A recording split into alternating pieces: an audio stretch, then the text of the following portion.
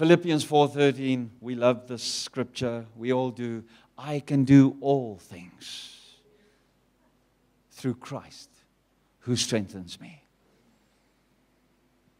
How many times have I quoted the scripture? And how many times have I aborted the journey? Then it makes the scripture empty.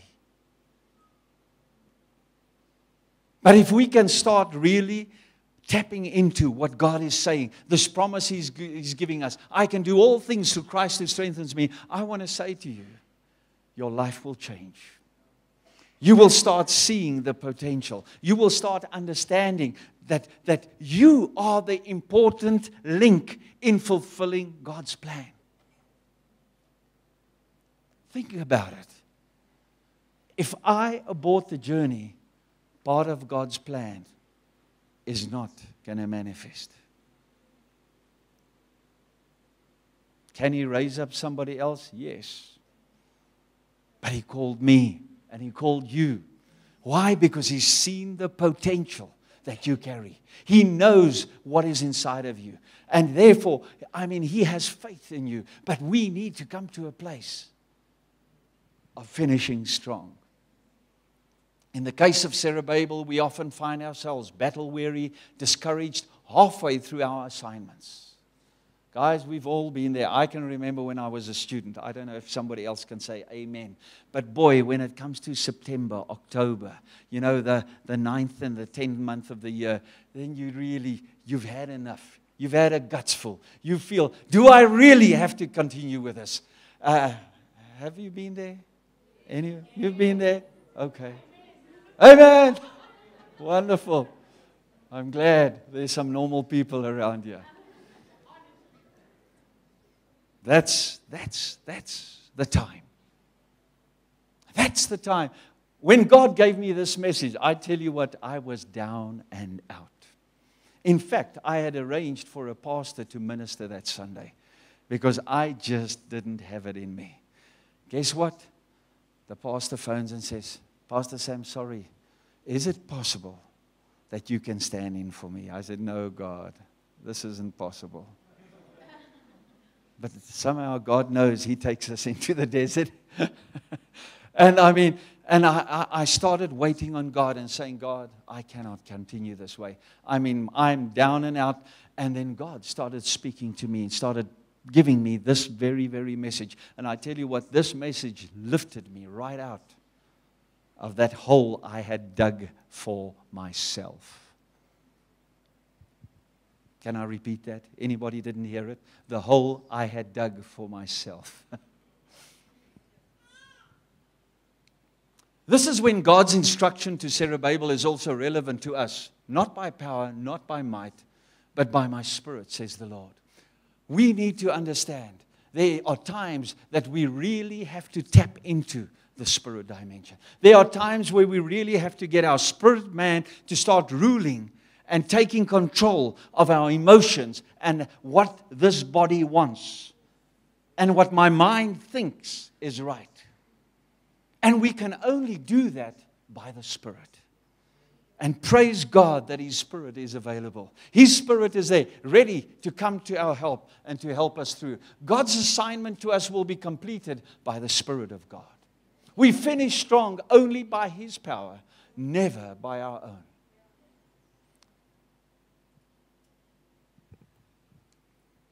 Discouragement can always be answered with God's ability to grace and empower the human soul. I want to say tonight, the greatest manifestation, well, let me not call it the greatest, but I've experienced the most wonderful manifestation. Let me put it that way. The most wonderful manifestation of God's power is when He takes a discouraged person, lifts them up, places their feet on a rock higher than yourself. And suddenly you see the light, you see things from God's perspective, and God allows you to break through, to continue the journey, and to finish strong. Wow, what a manifestation of power.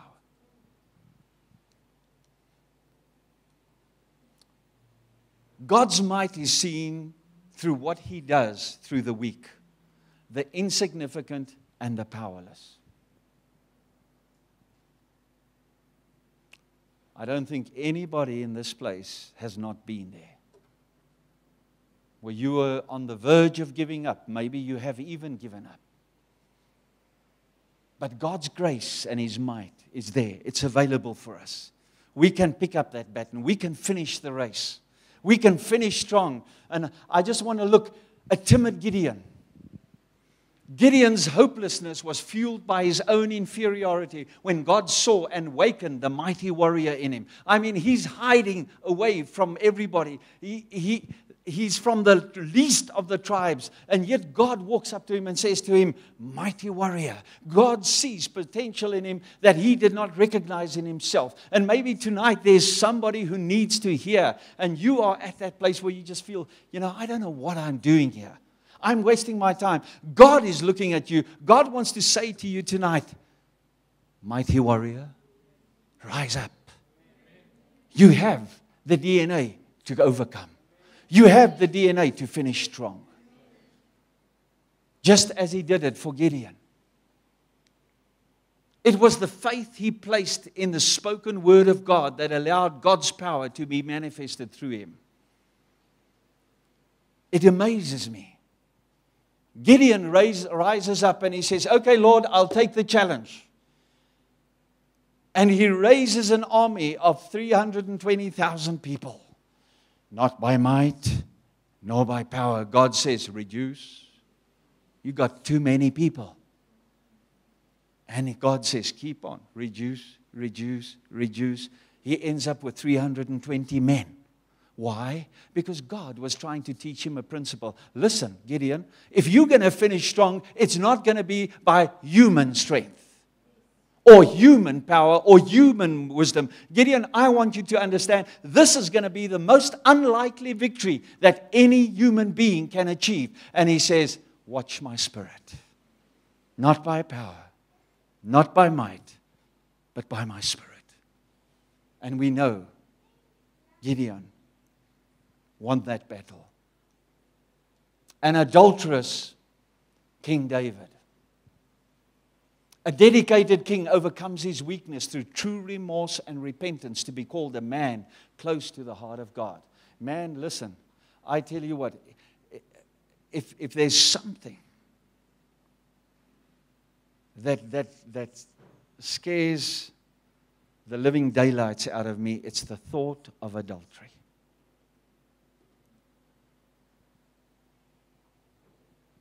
I mean, if the fear of God is on my life, it's in the area of sexuality.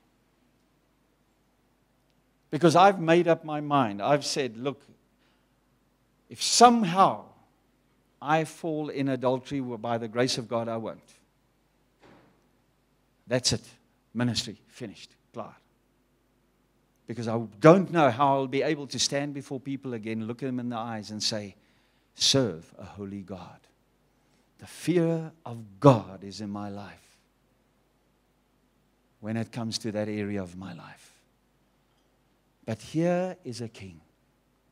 He fell in adultery. He messed up. I mean, if I was King David at that stage in my life, I would have just said, forget it. It's over. I would abort the journey. And yet God comes to this man. He repents before God. He has remorse. And he says, please, God, please, just don't take your Holy Spirit away from me. Please, God, I am so repentant. He's so remorseful. And you know what? God raises him up and graces him with the ability to finish strong. Wow. My brother, my sister, I don't know where you've been. I don't know what's happened to you in your life. I don't know what wrong decisions you've made. I don't know what hole you've been in. But I want to say to you one thing. God still created you. He's placed that DNA in you. If you have returned remorsefully to God, asked forgiveness, please know one thing tonight, and let me just confirm it in case you want to hear it again. You are forgiven. But I want to say to you tonight, God wants you to finish strong, just like King David finished strong. It's in you. You've got that DNA. His grace is available for you. His Holy Spirit is available for you. Don't ever allow the enemy to come to you with condemnation to say, look where you've been. Look at your past. Look where you are. There's no condemnation for those who are in Christ Jesus. Those who are led by His Spirit. Wow. What a wonderful Father. What a wonderful, wonderful Father. To restore him. And we read and we spoke about it this morning. A man who found rest from his enemies. A man who was more focused on the house of God than on his own house. A man who God said, listen, David, I trust you so much that you can do whatever comes in your heart. I will be with you. Wow. Finishing strong. And when he had removed him, Acts chapter 13, verse 22, he raised up for them David as king, to whom also he gave testimony and said, I have found David, the son of Jesse, a man after my own heart, who will do all my will. David finished strong. Pastor Sam, how do you know that? Well, if he did all his will, he finished strong. Must have. A humble heart, manifesting through remorse and repentance, releases the power of God and enables a great king to fulfill his godly assignment. A baby is born in a stable.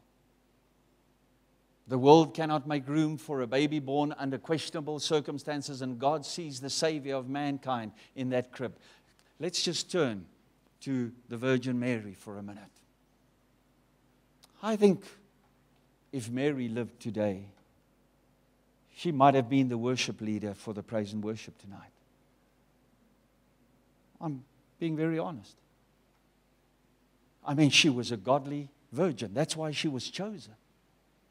She must have lived an immaculate life. And one night she has this visitation. The result, pregnancy. Unfortunately, pregnancy you cannot hide from the naked eye. You can for a while, and then it becomes very obvious. Can you imagine the talk? I'm not talking about the talk in town. I'm talking about the talk in the mouths of those who worshipped with her. Listen, Mary, have you been naughty? Well, actually, it's the Holy Spirit. Listen, that girl needs deliverance. I mean, something's gone wrong. Can you imagine the price that young girl must have paid to finish strong? I want to say, a large percentage of young girls today in that position would have considered abortion. Yet, there's something in this young girl's life because she lived holy and pure before God. Lord, not my will. Let it be done to me according to your will. And she saw it through. She finished strong. Wow. Luke 2:7. And she brought forth her firstborn son and wrapped him in swaddling clothes and laid him in a manger because there was no room for them in the inn. God does not look, judge, or act through the eyes of man or of the world. God knows His purposes. He knows His plan. And if He's called us to fulfill His purposes, His plans, He will allow us to see it through. I want to end off tonight. Psalm 138, verse 8.